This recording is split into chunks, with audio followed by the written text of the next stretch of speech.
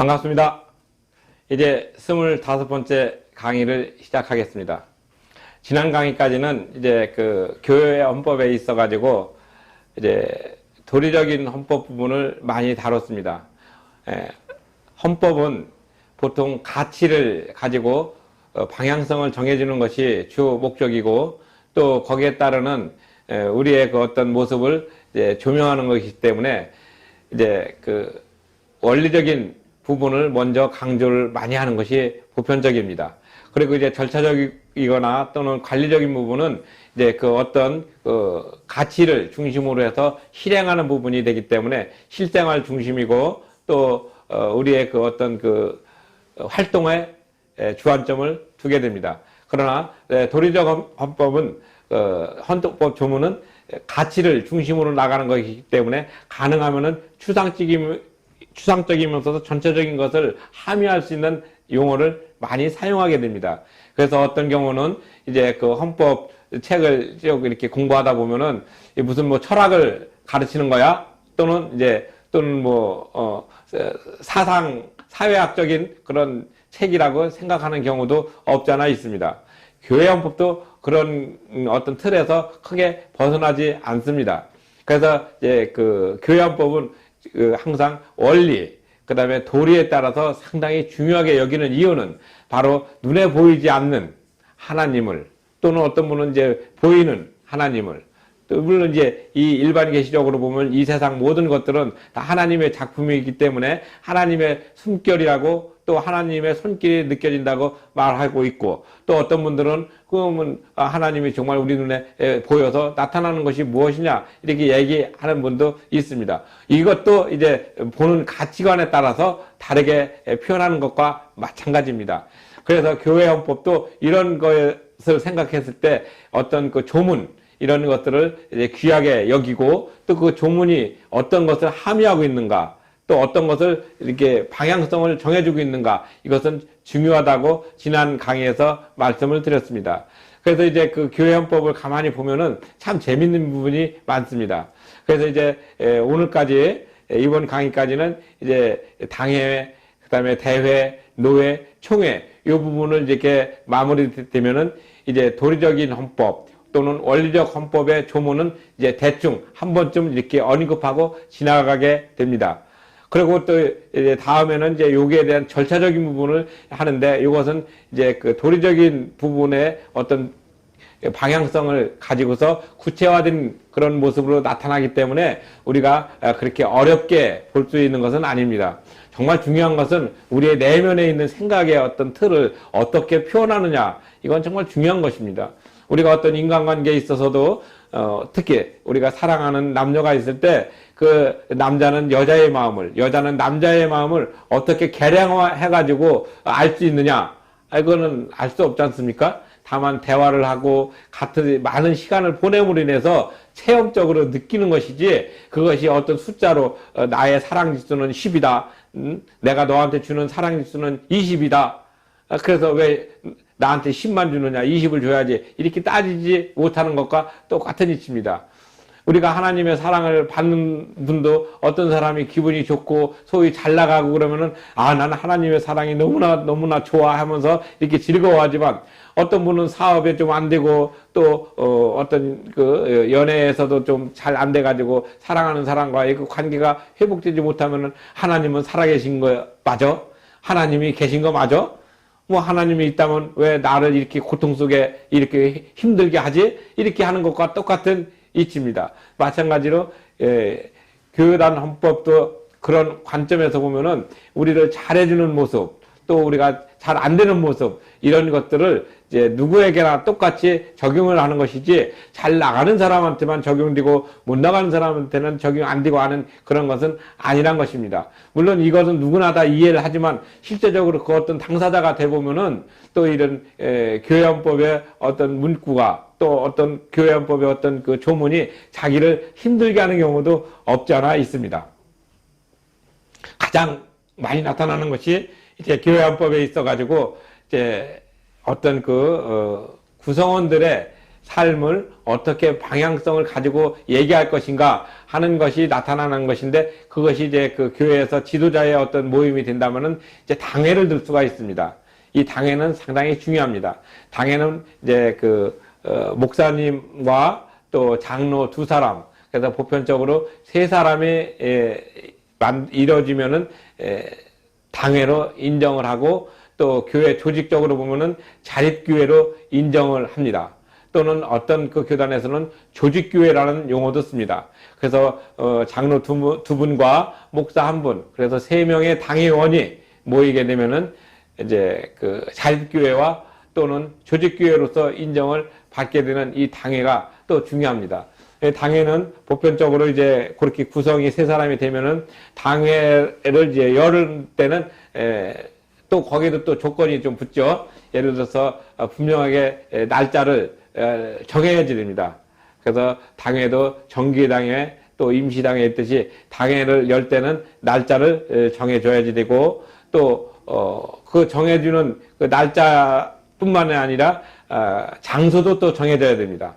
뭐 아무 데서나 당회를 여는 게 아니라 이제 예를 들어서 몇 월 며칠 몇 시에, 장소는 어디에서 당회원들 예를 들어서 3분의 1 이상 소집 요구에 의해 가지고, 또는 과반수 이상 수집 요구에 의해서 당회를 연다, 이렇게 명시를 해 놓았습니다. 왜냐면은 이제 이런 것들이 정확하게 명시되지 않으면은 이제 당회가 교회를 중심으로 가는 게 아니라 사람 중심으로 나가서 모임을 이상하게 변질될 요소가 많기 때문에 그렇습니다.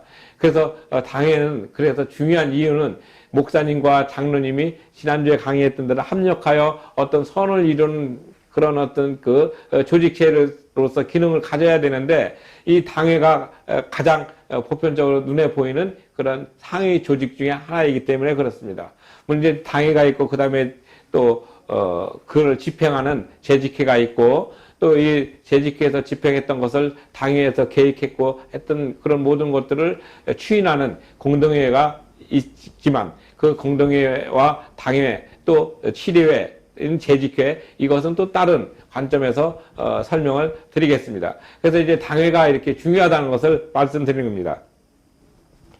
그럼 이제 당회는 이제 교회 내에서 이루어질 수 있는 가장 중요한 조직이고, 그 다음에 이제 교회가 교회끼리 모이는 그런 지역적인 것이 있습니다. 그것을 우리는 노회라고 표현합니다.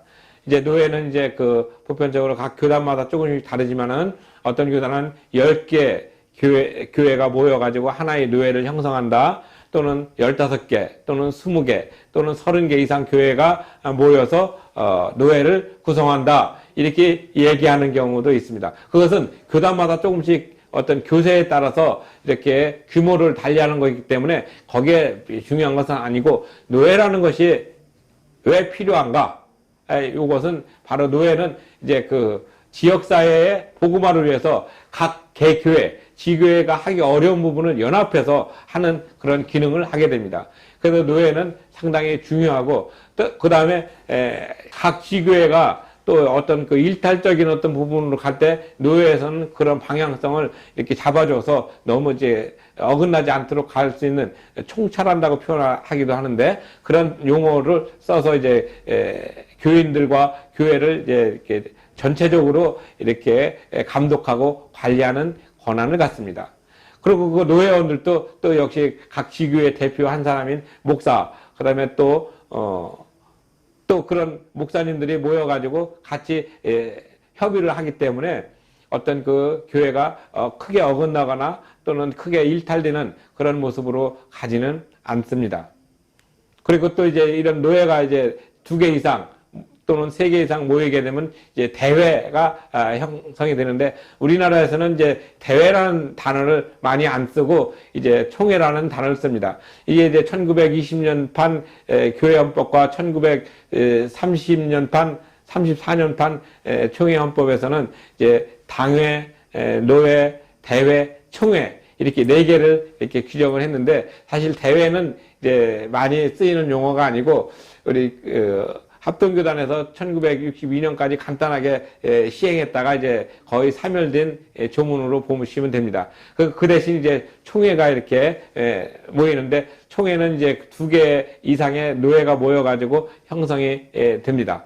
근데 이제 조금 아까 말씀드린 당회는 각 교회에서 가장 중요한 역할을 하는 심장부고, 왜냐면 이제 당회는 이제 2가지 권한이 있어요. 가장 큰 권한이 이제 그 사법적인 치리와 또 행정적인 시리가 있는 그런 부분이 있고, 그 당회가 하나의 교회를 형성하고 있다면은 그 교회가 형성되는 것 2개 이상 모여서 이제 노회를 만들고, 노회가 또 2개 이상 모여가지고 또 총회를 만들고 하나의 교단을 형성하게 되는 것입니다. 이렇게 교회도 이렇게 뭐 개인적으로 다 흩어져 있지만 사실은 그런 어떤 일맥상통하는 그런 조직체라는 것을 이제 인식해야 됩니다. 근데 많은 분들은 이제 자기 교회가 중요하다 보니까 우리 교회 아니면 뭐 구원이 없다 하는 그런 얘기를 하면서 자기 교회만 강조하는데, 그게 아니라 예수님을 구세주로 고백하는 교회는 지역에 따라서 어느 교회를 가더라도 다 구원이 있고, 또 그렇게 또 얘기를 하는 것이 옳은 표현입니다. 그래서 이제 자기 교회만 어떤 구원이 있다고 해서 타 교인들을 좀 배척하거나 또는 이제 이렇게 이단시하는 그런 것은 이제 우리 정통 소위 교단에서는 안 하고, 좀 유사 종교나 또는 우리가 얘기하는 사이비 종교에서는 그런 것을 많이 강조해서 자기네들 나름의 어떤 결속력을 강화하는 경우가 있습니다. 우리가 이런 것을 정말 조심해야 되기 때문에, 그리고 그런 것들을 전반적으로 조심해서 가질 수 있는 능력을 가지고 있기 때문에 이제 노예가 필요한 것입니다. 왜냐하면 각 어떤 지역의 교회가 10개가 있으면 그 중에서 다 이렇게 속해 있는 노예가 있을 때 그 노예가 지향하는 방향이 곧 총회고, 총회가 지향하는 방향이 교단이기 때문에 그 헌법에서 어긋나지 않게 되면은 다 정통으로 인정을 해주는 것과 똑같습니다. 근데 이제 교회 이름에서는 어떤 그 정통성이라 하지만은 내용적으로 이제 유사종교나 사입이나 또는 다른 종단으로 가는 그런 경우가 있기 때문에 우리는 이런 것들을 조심해야 되고, 또 그런 것이 의문이 나면은 가까운 그 교회에 어떤 그 노회 그런데 문의하고 하면은 친절하게 설명을 들을 수가 있습니다. 그래서 우리가 교회를 다닌다 할지라도 정말 하나님을 중심으로 예수 그리스도를 구세주로 고백하는 그런 교회인가 아닌가는 스스로 좀 판단을 하고 분별력이 있어야 되는 것이 바로 현대사회의 어떤 특징 중에 하나로 자리 잡고 있습니다. 그래서 이제 당회는 이제 한 교회에서 심장이고, 그 다음에 그 각 시교회가 10개, 15개, 20개 또는 30개 이렇게 모여가지고 나타나서 형성된 것이 노회고, 그 노회가 또 이제 2개 이상 이렇게 모여진 것이 총회고, 그래서 그 총회가 하나의 그 헌법을 가지고서 선포함으로 인해서 교단헌법 또는 교회헌법을 가지게 됩니다. 이제 어떤 데서는 이제 그 총회헌법이다 이렇게 용어를 쓰는데, 우리나라에서 총회헌법 쓰는 경우는 거의 없습니다. 실제 교단헌법으로 이렇게 통용이 돼야 되는데, 총회에서 자기네들의 어떤 모습을 좀 더 강화하기 위해서 좀 특색 있게 만들려고 해서 헌법이라는 용어를 조금 남발하는 경향이 있는데, 이것도 우리가 좀 고쳐야 될 부분이라고 생각합니다. 왜냐하면 헌법은 하나입니다. 국가는 국가헌법 하나고 교회는 교회헌법 하나지. 이제 같은 헌법이란 단어가 쓰였으니까 국가헌법과 교회헌법이 이렇게 상충되면은 어떤 것이 우위냐 이렇게 해서 이제 또 이제 교회헌법을 신봉하는 분들은 하나님 중심으로 나왔으니까 교회헌법이 우위다 이렇게 얘기하는데, 이거는 좀 어떤 방향성이 좀 틀린 것이죠.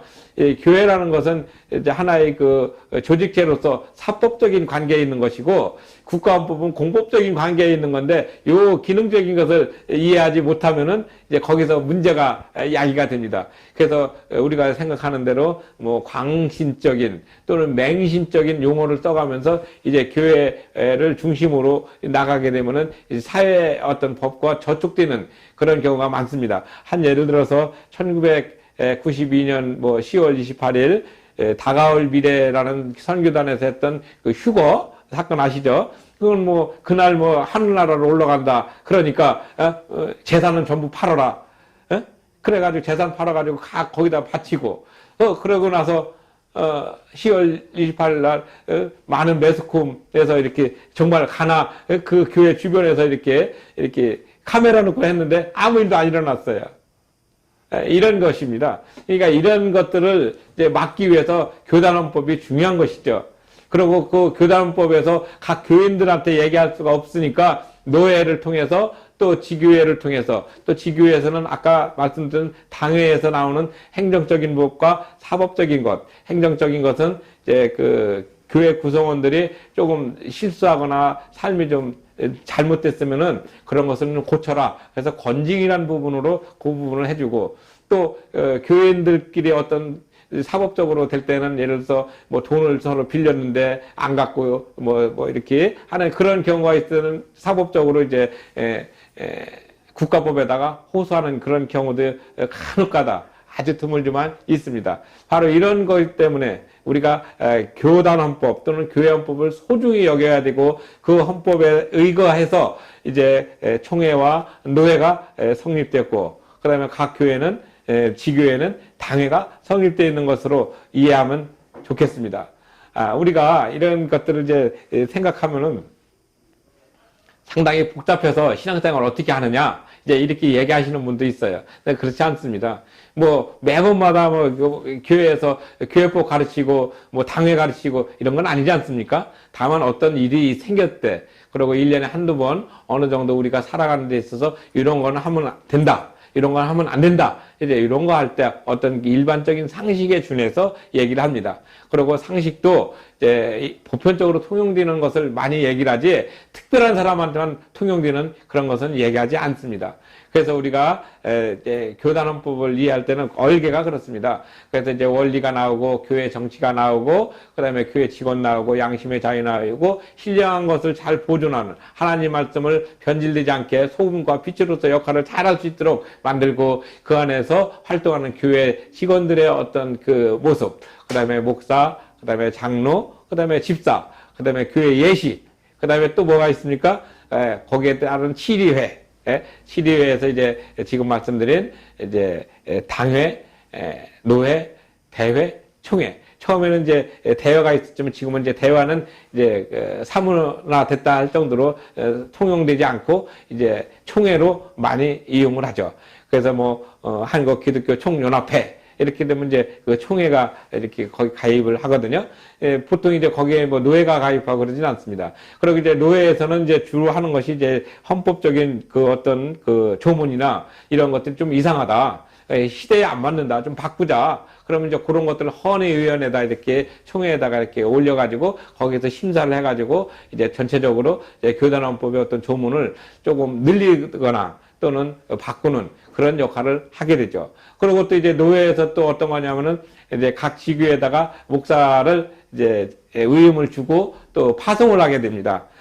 참 노회가 참 중요한데 우리나라에서는 이제 노회가 이렇게 중요하지만 활성화되진 못했습니다. 그래서 앞으로 노회가 좀 더 활성화돼야 되고 또 이제 그 대한예수교 장로회 통합 측에서는 이제 또 시차례라는 것을 운영을 하여 노회가 정기적으로 열리는 그런 모습들을 시차례해서 보조해 주면서 이렇게 잘 할 수 있도록 이렇게 기능하는 역할은 상당히 좋은 어떤 모습이라고 생각됩니다. 그래서 이제 시찰을 통해 가지고 이제 그 미자립교회라든지 또는 아까 말씀대로 당회원 3사람이 안 되는 미주립교회를 이렇게 잘 보살펴 가지고 그 지역 사회에 어떤 그 복음화를 위해서 노력하고 또 격려하고 힘주는 것이 됩니다. 그래서 이제 그 목사님들이 이제 그 각 지교에 파송하는 것을 노회에서 하고 또 그 목사님들도 완벽하지 않기 때문에 잘못되거나 힘들고 또 어떤 소송에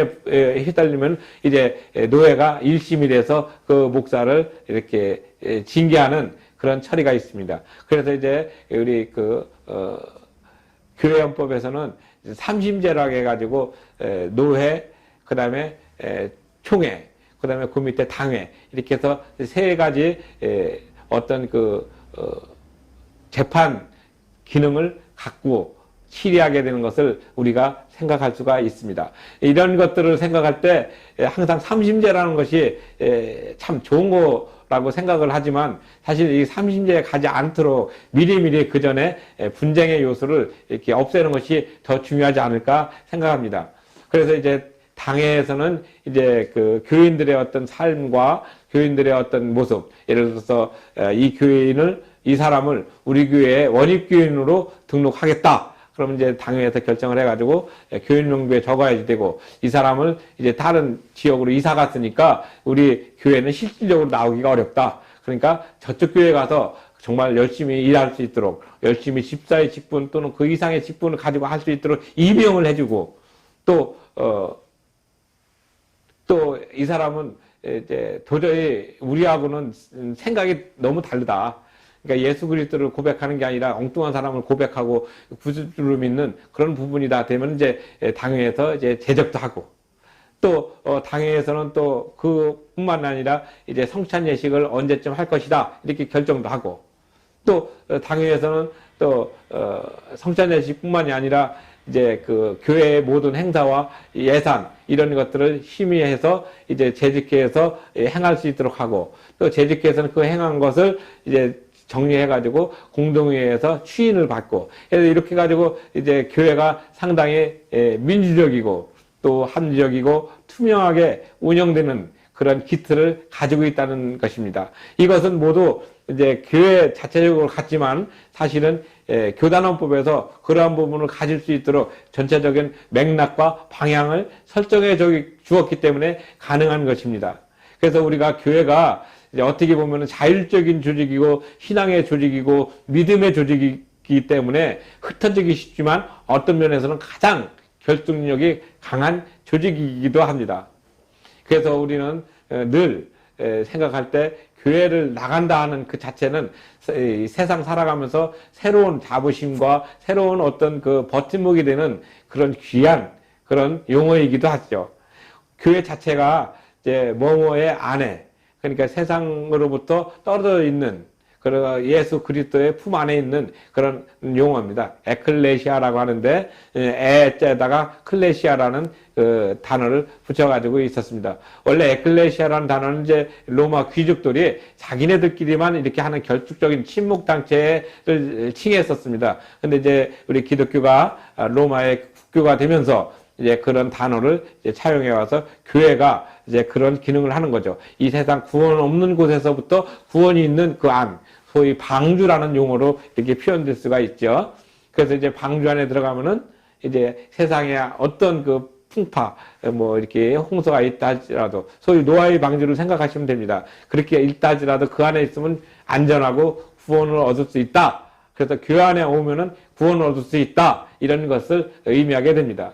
그래서 이제 교회에서도 그런 구원을 얻고 또 나가고자 하는 그런 사람들의 그 염원을 담아가지고 같이 운영을 하는 것이 바로 당회고, 그 각 지교회가 또 몇 개씩 모여가지고 하는 것이 노회.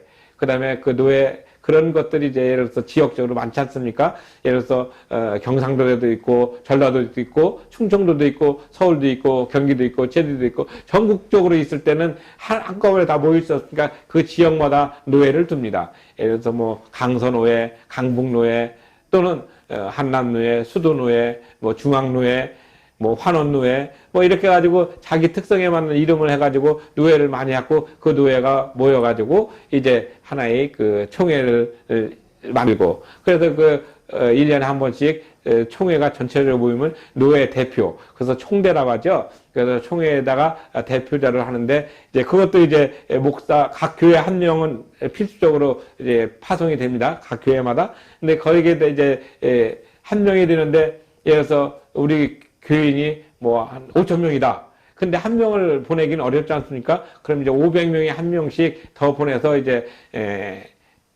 5천 명이면은 이제 10명, 목사님 빼고 9명에서 이제 토탈 10명을 총회 대표로 보내서 어떤 그 의견을 이렇게 개진할 수 있도록, 의견을 표현할 수 있도록 이렇게 제도적으로 만든 것입니다. 그래서 총회가 상당히 중요합니다. 그래서 우리는 이렇게 교단 헌법에서 나와 있는 그런 어떤 그 조직, 이런 것들이 결국은 우리 삶을 풍요롭게 하고 또 그러면서 이 세상 살아가면서 하나님 나라를 사모하면서 나갈 수 있는 그런 길을 흐트러지지 않고 꾸준히 갈 수 있도록 격려해주고 힘을 주는 것이 바로 교회헌법입니다. 그래서 그런 교회헌법에서는 그런 조직적인 부분을 꾸준히 우리가 생각할 수 있고 또 그런 것들을 통해서 우리는 우리의 그 어떤 개인적인 그 신앙의 모습을 점검하는 그런 계기도 됩니다.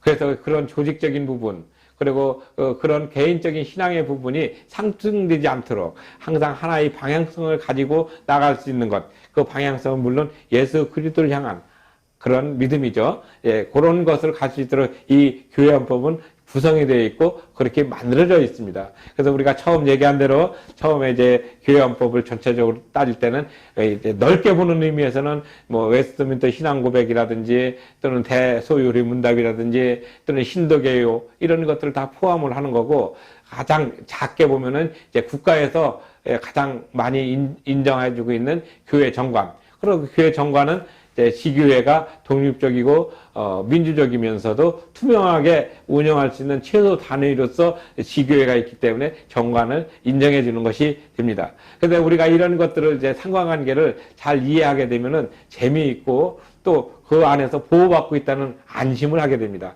근데 그런 것들을 모르게 되면은 이거 내가 가는 길이 맞는 길인가? 예? 소위 나침반이 없으면은 어디를 가더라도 좀 불안하지 않습니까? 아, 이쪽은 북쪽이다. 이쪽은 남쪽이다. 이쪽은 동쪽이다. 이 방향성을 정확하게 있을 때, 아, 이 동쪽으로 가면은 무엇이 나올 것이고, 서쪽으로 가면 무엇이 있다. 이런 것을 알 때 가는 거하고, 가봐야 한다. 이렇게 되면 좀, 상당히 피곤하고 힘들 그런 어떤 여정이 되죠. 우리 인생에 있어서도 마찬가지 아니겠습니까? 예수 그리스도를 통해서 우리가 구원을 얻고 하나님 나라에 간다는 어떤 확신을 가지고 살아간다면은 지금 이렇게 어렵고 힘든 이런 어떤 현실적인 문제가 있다 할지라도 그런 것도 극복해 나갈 수 있는 어떤 새로운 힘이 되지만 정말 내일도 없고 모레도 없고 정말 가망성이 없다 할 때는 우리는 살아갈 어떤 맥을 잃어버리게 되는 것이죠. 그래서 우리가 방향성 그리고 예수님을 향한 어떤 모습을 가장 잘 표현하고 있는 이 교회법, 그리고 교회법 각 조문, 그 다음에 그 교회법의 그 어떤 조문이 어떤 방향을 가르치고 있는가, 이것을 깨닫는 것이 중요합니다. 한 가지 그 방향성에 대해서 더 말씀드리고 싶은 것은 그 2차 세계대전 때 히틀러가 아우슈비츠라든지 부겐발트 이런 그 교도소에서 유태인들을 많이 죽일 때 그때 이제 살아났던 사람들의 어떤 증언을 읽어보면은 희망을 잃지 않은 사람들이 살았다고 합니다. 근데 이제 희망을 잃지 않았던 사람들의 그 어떤 역설적인 것을 보면은 이제 이번 크리스마스 때는 우리가 풀려날 거야. 이런 사람들은 거의 다 죽었다는 거예요. 근데 이제 이번 크리스마스라는 어떤 목적이 아니라 내가 오늘을 잘 삶을 위해서 하나님께 어떤 그 선택을 받을 것이다 하면서 그날그날을 최선을 다해서 잘 사는 사람들이 거의 그 오래 살고 풀려났다는 얘기를 들었습니다.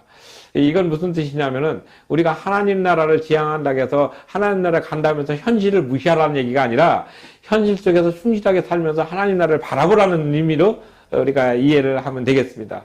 그러니까 어떤 분들은 내가 어차피 구원받고 뭐 이렇게 하늘나라 갈 건데 이 세상 아무렇게나 살면 어떡해? 괜찮잖아. 그래서 세상을 막 이렇게 멋대로 살다가 이제 죽을 때쯤 되면은 하나님 믿어야 되는데 하나님 고백해야 되는데 그 기회를 잃어버리고 죽을 수도 있어요. 왜냐하면 내일쯤 하나님 믿어야 되겠다 고백하는데 오늘 저녁에 교통사고로 죽으면은 그 사람은 안 되지 않습니까? 바로 그런 거예요. 그래서 오늘을 충실히 사는다. 이것은 가장 인문학적인 생각이라고 생각할 수 있지만 어떻게 보면은 하나님이 주신 가장 귀한 소명이기도 한 것입니다. 그래서 이 교회법이 바로 그런 것입니다. 방향성은 저쪽이다 얘기해 주지만은 오늘 살아가는 그런 부분은 열심히 살아야 된다는 것을 전제하고 있는 것입니다.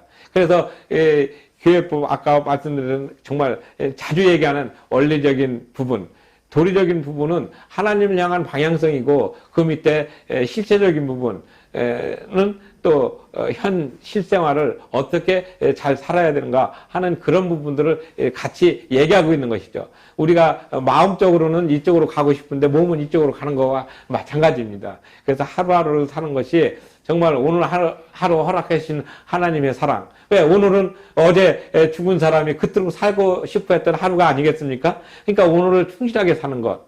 뭐 어떤 분은 까르페 디엠 해가지고 오늘을 즐겨라 이렇게 얘기하는 사람들인데 그게 오늘을 충실하게 사는 것. 그 충실하게 사는 그 하루가 뭉쳐서 어떤 일주일이 되고 한 달이 되고 1년이 되고 그 사람의 전 인생이 되는 거 아니겠습니까? 그러니까 하루를 충실하게 살지 못하면은 정말 내일은 없는 것이죠. 그래서 마찬가지입니다. 그래서 그 하루를 충실하게 사는 그런 모습. 그러니까 우리 교회법에서 나타나는 어떤 모습. 그러니까 하나님을 향한 뚜렷한 의식이 있으면은 그 의식을 맞춰서 이 현실을 가장 값지고 보람있게 시간을 채워야지 되는 그런 모습을 얘기해주고 있습니다. 이것이 헌법 정신입니다. 근데 우리는 어떤 그 큰 이슈가 있으면은 작은 이슈들은 아예 그냥 생각도 안 하고 막 이렇게 건너뛰는 경우가 많습니다. 그 어떻게 그렇습니까? 우리 속담에 티끌 모아 태산이라고 하나하나 조금씩 모아야 큰 저기가 되는 것이죠. 우리 유명한 얘기도 있지 않습니까? 바다가 왜 바다냐? 티끌을 받아안고 바다들이 때문에 바다가 되는 겁니다. 우리는 큰 걸 보다 보면 작은 것은 무시하고 소홀히 합니다. 그것도 자기 인생의 한 부분인데, 자기 삶의 한 부분인데, 그걸 소홀히 하면서 거대한 것, 마치 복권을 바라보고서 나가다가 아무것도 못하고 폐인되는 거와 마찬가지 원리 아니겠습니까? 우리가 눈앞에 보이는 큰 것이 있으면 그 큰 것을 이루기 위해서 한 발 한 발 나가야 되는 그런 절차적인 부분, 바로 교회헌법은 그런 절차적인 부분을 또 명시하고 있습니다. 오늘 이제 다음 강의에서는 이 절차적인 부분에 대해서 정체적으로 말씀을 드려서 이제 교회헌법의 내용에 대해서는 전체적으로 끝낼까 생각합니다. 그래서 이제 교회헌법의 내용이 끝나고 나면 이제 교회헌법의 입법적인 문제를 조금 다루고 그런 부분을 다룬 다음에는 이제 교회헌법에 있어서 구체화된 부분을 대책을 말씀을 드리고 그 다음에 이제 정관 쪽으로 넘어가면 이제 이 강의가 전체적으로 끝납니다. 이제 오늘 25강 강의니까 조금 지루하실 분이 있을 것 같아가지고 제가 이제 전체적인 맥을 말씀드립니다. 그래서 26강까지는 이제 교회헌법의 내용을 다루고 그 다음에 27강부터는 이제 입법론적인 문제를 한 6주 정도 다루고 그 다음에 이제 한 14번 정도는 이제 민법적인 부분, 교회 정관의 재정과 역사, 그 다음에 또 교회 정관이 어떤 방향으로 가야 될 것인가, 그 다음에 교회 정관과 사회법과의 관계에 있어서 어떤 그 대법원 판례를 중심으로 이렇게 말씀을 드리려고 합니다. 그래서 우리가 오늘 분명히 얘기할 것은 이제 교회 헌법이 저 방향을 바라보고 있지만 저 방향 속에서 오늘 나는 어떤 부분으로 시간을 채워서 충실하게 살 것인가. 그러니까 교인들이 얼마나 치밀하게 살아야 되는 것인지 새삼 깨닫게 되는 겁니다. 왜냐하면 내일이 있을 때 오늘을 충실하게 살아야 된다는 것을 전제하고 싶은 것입니다. 늘 우리는 큰 걸 바라보고 저 앞에 걸 가다 보면은 발밑에 있는 것을 인정하지 않는 경우도 있어요. 또는 소홀히 하는 경우도 있어요. 그래서 제가 전에 어떤 책을 읽었는데 그 책 제목이 철학자와 하녀였습니다. 근데 그 하녀가 뭐라겠냐, 철학자가 어느 날 가다가 이렇게 웅덩이에 툭 빠졌어요. 그러니까 그 하녀가 뭐라고 쫑코를 줬냐면은 이런 얘기를 합니다. 아유, 선생님은 저기 하늘 보다가 땅 밑에 있는 구덩이도 못 보고 빠지시고 저한테 도움을 구하십니까? 이제 그런 얘기예요. 그건 무슨 뜻이냐면은 저 멀리 목적은 있어요. 그리고 방향도 있어요. 분명히 좋습니다. 그러나 그 방향을 이루기 위해서는 한 발 한 발 오늘이 있다는 사실을 기억하고 이 교단헌법도 이 교회헌법도 전체적인 맥을 볼 때 이렇게 하늘의 것을 지향하고 있지만은 우리 실생활의 부분을 분명하게 이렇게 명기하고 있다는 것을 양립적으로 볼 수 있는 그런 시각을 가졌으면 좋겠다는 것으로 이렇게 몇 가지 예를 들었습니다. 우리 여러분들도 이제 이렇게 교회 헌법을 잘 이해하실 때는 이런 부분들 속에서 내가 교회 생활을 할 때 어떤 모습으로 상대방에게 나를 표현할 것인가, 그리고 그 부분이 하늘나라에 갈 때까지 어떻게 나를 지속적으로 좋은 습관으로 유지할 것인가 하는 이런 부분도 고민해 볼 필요가 있지 않을까 생각해서 말씀을 드렸습니다. 늘 우리 속에 역사하시고 또 우리 인생의 주인 되시고 우리 삶의 중심이신 예수 그리스도를 내 마음속에 모시고 살아간다면 지금의 어렵고 힘든 그런 부분도 상당 부분 주님의 의로로 해결될 것이라 확신합니다. 감사합니다.